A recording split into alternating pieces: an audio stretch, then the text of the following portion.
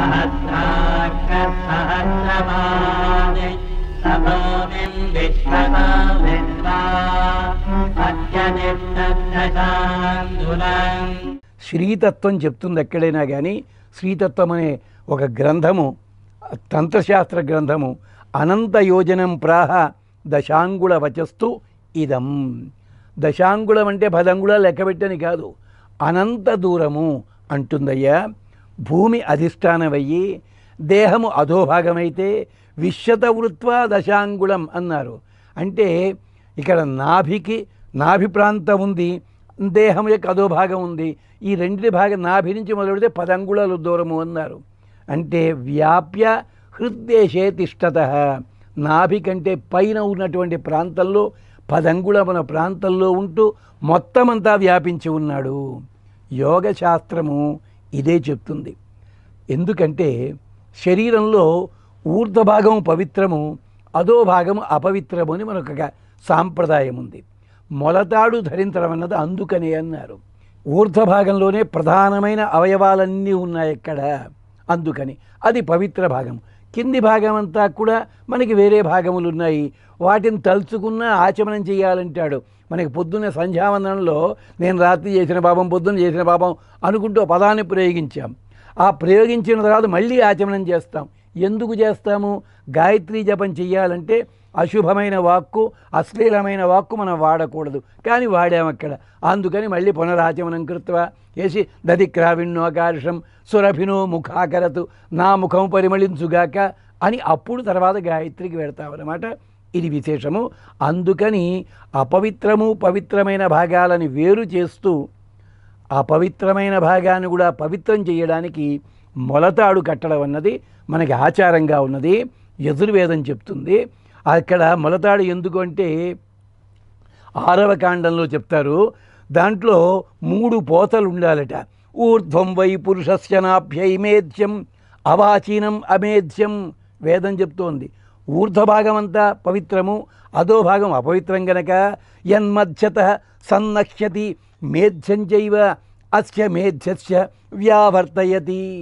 ఎప్పుడైతే మొలతాడు కట్టాడో 3 పోతలు ఉంటాయి దాంట్లో ఏమవుతుంది? శరీరం పవిత్రమవుతుంది, ఆకలి నిరోధించబడుతుంది, ఇంద్రియ వ్యామోహం తగ్గుతుంది, మళ్ళీ దారి పక్కకి వెళ్ళడం అవుతుంది. చంటి పిల్లలకి కట్టే మొలతాడు వేరు, పాలు తాగే వాళ్ళకి. అన్నప్రాసన అయిన తర్వాత కట్టవలసిన మొలతాడు వేరు. వాడికి కాస్త నడక నేర్చుకుని 3 ఏళ్ళు వచ్చి నెమ్మదిగా బుడిబుడి అడుగులు వేస్తుంటే కట్టాల్సింది వేరు. పాఠశాలకి వెళ్ళే దశ మొదలుపెట్టి యవ్వన దశకు అడుగు పెట్టేంతవరకు ఒక రకం. యవ్వన దశలోకి అడుగు పెడుతున్నాడంటే 15వ ఏట 16వ ఏట కట్టవలసింది వేరే. అలాగే గృహస్థాశ్రమంలోకి వచ్చేప్పుడు కట్టవలసి ఎన్నున్నాయి, బ్రహ్మాండంగా ఉన్నాయి. ఎందుకని? ఇదిగో శరీరం పవిత్రం కావాలి, ఆకలి నిరోధించబడాలి, ఇంద్రియ నిగ్రహం కలగాలి. దానికోసమని రకరకాల మొలతాడు ఎలా కట్టాలో వేదం చెప్పింది. అలాగా ఈ ప్రాంతం నుంచి మొత్తం వ్యాపించి ఉంటాడు పరమాత్మ. తస్మాత్ పరస్తాత్ అర్వాచీ మనుష్య ఊర్జముపజీవంతి. కాబట్టి స్వామి మొత్తం అంతా వ్యాపించి ఉండి కింది భాగంలో కూడా శక్తిని కలిగిస్తున్నాడు అని అంటారు. అందుకని దశాంగుళ పర్యంతము వ్యాపించి ఉంటాడు పరమాత్మ. అంతేకాదు కొన్ని రకాల విశేషాలు కూడా చెప్పుకుని తరువాతి సూక్తంలోకి అడుగు పెడతాం. సాంఖ్యుల శాస్త్ర మర్యాదను అనుసరించి 25వ తత్వము పురుషతత్వము అన్నారు. ఆనంద తీర్థుల వారు అంటారు, పరిపూర్ణత వ్యాపిత్వము స్థితికారకత్వం ఉన్నవాడు గనకనే పురుషుడు. అంటే పరిపూర్ణుడై ఉండాలి, మొత్తం అంతటినీ నిలబెట్టి ఉండాలి, వ్యాపించి ఉండాలి.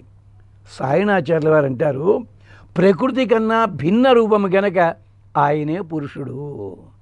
మనం కూడా చేతగానే మాట్లాడుతుంటాం, ఒక్కోసారి ఏదో చేస్తుంటాం, పని చేస్తూ ఉంటే మన పని అవటల్లా ఈ లోపల ఎవడు వచ్చి నువ్వు పక్కేత పో నేను చేస్తాను, వచ్చాడయ్యా మగాడు అంటే అర్థం ఏమిటి? ఎక్కడ అర్థం?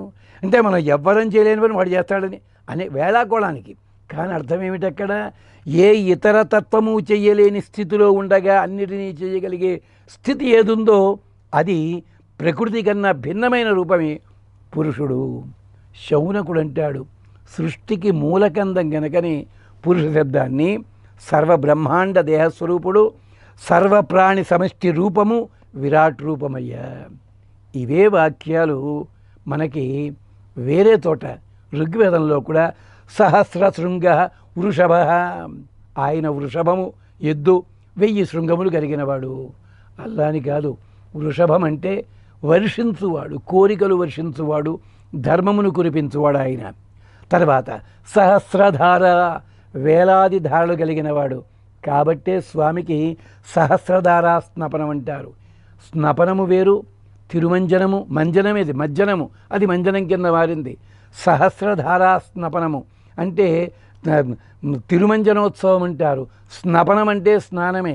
2 పదములు మనం కలిపి చెప్పడం అలవాటైందని చెప్పుకున్నాం కదా, నష్టం ఏముంది. సహస్రధారా హి మానః, సహస్రదాన, సహస్రరాతయ, ఇవన్నీ కూడా సహస్ర అని చెప్పడంలో ఎన్నెన్నో కలిగినవాడు అని చెప్పడం. సహస్ర అయుతదాత, సహస్రచేత, శతపథ బ్రాహ్మణంలో కూడా ఇవే పదాలు ప్రయోగిస్తారు. అయితే ఇక్కడ సహస్రతీరుష పురుష, సహస్రాక్ష, సహస్రపాత్, విశ్వతో వృత్వ అని చెప్పుకునే చోట శిరస్సు అన్నది సంకల్పానికి సంకేతము. అంటే అర్థమేమిటి? సంకల్పం అంటే విల్ పవర్ అంటున్నామే, దానికోసము. అక్షులు అంటే కందులు ఉన్నాయి, ఇది దర్శనానికి సంకేతము, అంటే జ్ఞానమునకు, నాలెడ్జ్ అన్నమాట. అలాంటి దానికోసం సంకేతం ఇది. పాదములు అన్నవన్నీ కూడా వ్యవహారానికి సంకేతము. అంటే మనం రోజువారీ చేయాల్సిన పనులన్నీ ఉంటాయే, అంటే యాక్టివిటీస్ అన్నమాట, ట్రాన్సాక్షన్స్ అంటారు. వీటన్నిటి కూడా పాదములు. అంటే కంటికి కనిపిస్తున్న ఏ విజ్ఞానం ఉన్నా కానీ, ఏ ఆలోచన పరంపర ఉన్నా కానీ, ఏ రకమైన వృత్తి వ్యాపారాలున్నా ఇవన్నీ భగవత్తత్వమే. సహస్రపాత్ అన్న శబ్దాన్ని ఇంకొక పెద్దలు సూర్యకిరణ పద్ధతిలో చెప్తారు. అంటే వేలాది కిరణములు కలిగిన వాడు సూర్యుడు. పురుషుడు అంటే పురుష శబ్దం అగ్నికి ప్రయోగించారు, ఇంద్రుడికి, వాయువుకి, సూర్యుడికి కూడా ప్రయోగించారు. ఎలాగా? అగ్ని అంటే భూమిని, ఇంద్ర వాయువులిద్దరూ కూడా మనస్సు బుద్ధి అని చెప్పి, సూర్యుడు 3 లోకాలు వ్యాపిస్తాడు గనక ఆయన త్రిపాద్విభూతి కలిగిన వాడని చెప్పి, అలాగే భూమి భూ భువ సువహ అని 3 లోకాలకి సంకేతం అన్నారు. దశాంగుళం అన్న దానికి కూడా కొంతమంది పెద్దలు చెప్పారు.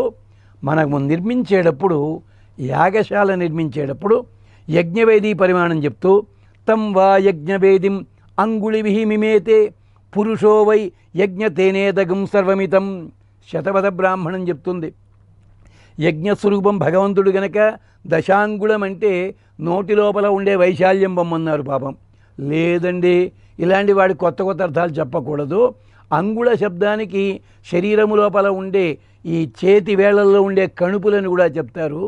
ఆ పద్ధతి లోపల యజ్ఞ నిర్మాణం చెయ్యాలి.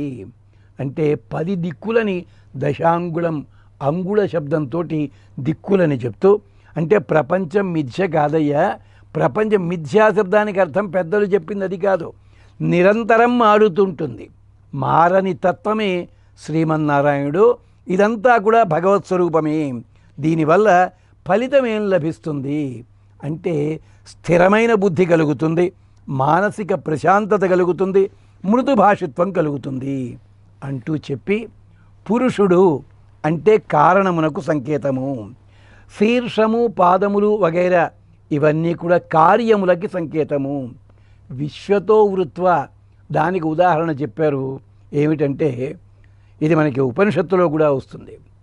ఏ ఒక్కటి తెలుసుకుంటే అన్నీ తెలుసుకోగలవో తెలుసుకున్నావా అని అడిగాడు అబ్బాయిని తండ్రి గారు.